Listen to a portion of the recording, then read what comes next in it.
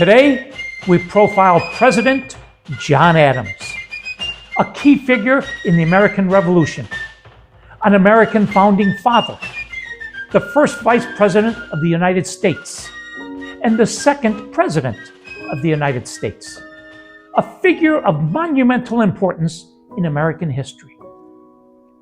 John Adams was born on October 30th, 1735 in Braintree, now Quincy, Massachusetts, to a modest family of farmers. His father, John Adams Sr., was a farmer and a deacon, while his mother, Susanna Boylston Adams, came from a prominent family of doctors. Although the family was not wealthy, they valued education highly, and this early emphasis on learning would influence John's later achievements. Adams attended the local Braintree Grammar School before going on to study at Harvard, where he graduated in 1755. During his time at Harvard, he developed a keen interest in law, and after graduation, he became a school teacher to earn money while preparing for his legal career. His intellectual prowess and commitment to studying law earned him a reputation as a skilled and ambitious young man. And by 1758, he was admitted to the Massachusetts bar. Adams' legal career flourished as he moved to Boston, where he became a successful lawyer. He quickly gained a reputation for his sharp legal mind and commitment to justice. He married Abigail Smith in 1764. They were a great team and had 6 children. All 3 sons became lawyers. Charles and Thomas were unsuccessful, became alcoholics, and died at a relatively young age.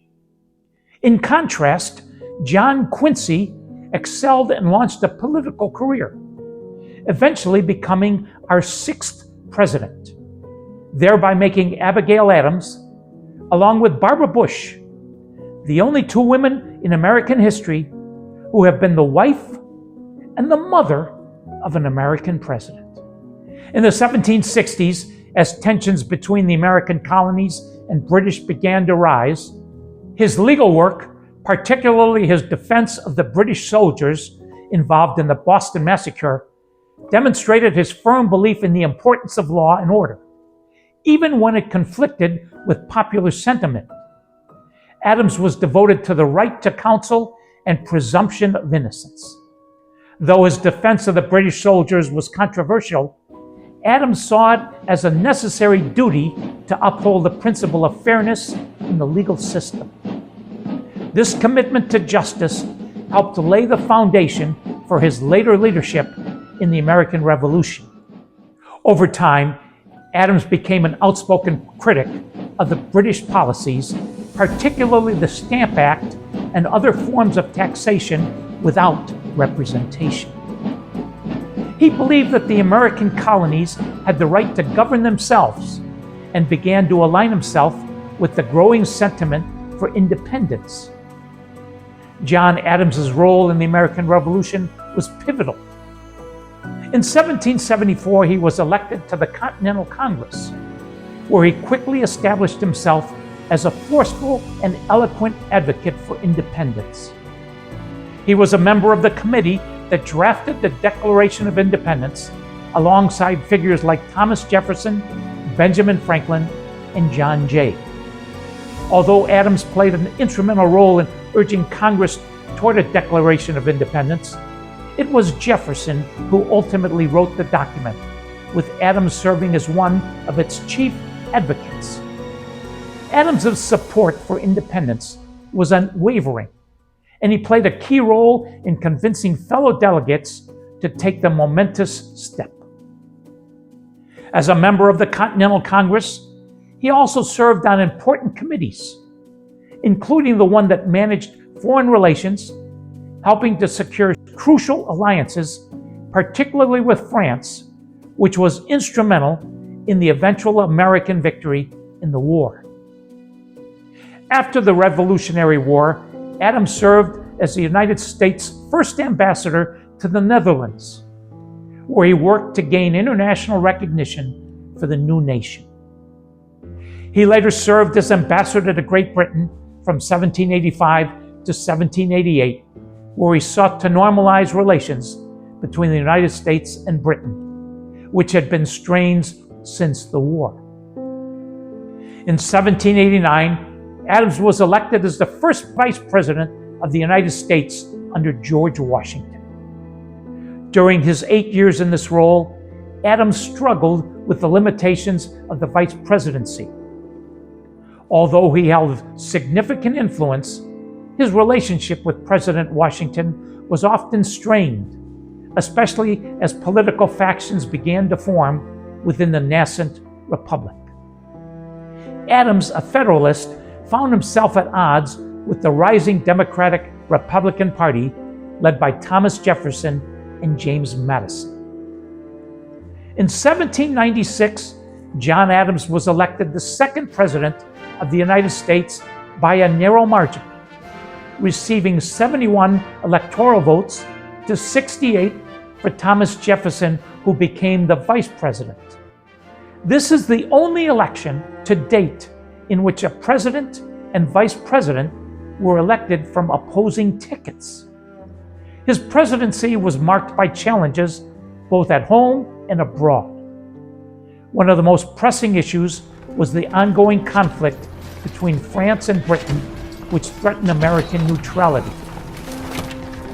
In 1797, France began attacking American ships in retaliation for the United States' diplomatic ties with Britain. Despite pressure from his party to go to war, Adams pursued a policy of diplomacy and peace, which led to the negotiation of the Treaty of Montfontaine in 1800 and the end of the hostilities with France. Domestically, Adams faced criticism for his support of the Alien and Sedition Acts, which were passed by the Federalist-controlled Congress in 1798. These laws gave the president the power to deport foreigners deemed dangerous and made it a crime to publish false or malicious criticisms of the government. These acts were highly controversial, particularly among the Democratic Republicans, and contributed to Adams's loss in the 1800 elections. After losing the presidency to Thomas Jefferson in 1800, Adams retired to his home in Quincy, Massachusetts, where he lived with his wife Abigail Adams. His final years were marked by a reconciliation with Jefferson, and the two exchanged a series of letters that became famous for their intellectual depth and reflection on the American experiment. Adams passed away on July 4th, 1826, the 50th anniversary of the Declaration of Independence, just hours after Jefferson's death.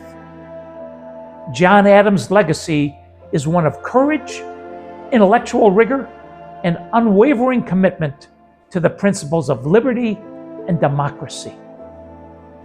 Though his presidency was often contentious, his contributions to the founding of the nation are undeniable. He was a champion of independence, a key architect of the U.S. Constitution, and a passionate advocate for the nation's future. Through his writings and actions and influence, John Adams helped lay the foundation for the United States as a democratic republic. Here are some quotes by John Adams. "I am well aware of the toils, the dangers, and the difficulties to which I have exposed myself. But I would willingly risk my life, though not my character, for the liberties of my country. Liberty, once lost, is lost forever. I never considered a difference of opinion in politics, in religion, in philosophy, as cause for withdrawing from a friend. Remember, democracy never lasts long. It soon wastes, exhausts, and murders itself. You will never know how much it has cost my generation to preserve your freedom. I hope you will make a good use of it." There are two types of education. One should teach us how to make a living, and the other, how to live. If we do not lay out ourselves in the service of mankind, whom shall we serve? Here's a letter from John Adams. Bath Hotel, March 29th, 1788. Gentlemen, please pay the bearer 400 pounds and change, the same as usual. John Adams, Messrs. C&A Puller, Broad Street Buildings, copy of an order in favor of Mr. James Elworthy, P.I. Old Broad Street. As a key figure in the American Revolution, an ardent advocate for independence, and a founding father who shaped the future of the nation, Adams' legacy is a complex mixture of intellectual rigor, political acumen, and personal ambition. From his early life in Massachusetts to his time as the nation's president, Adams played a crucial role in shaping the path of the United States. That's the story of John Adams. Thank you for watching. If you enjoyed these messages of inspiration and hope, please like, subscribe, and/or share them with family and friends. And until we meet again, please remember, with God, anything is possible. Spoken.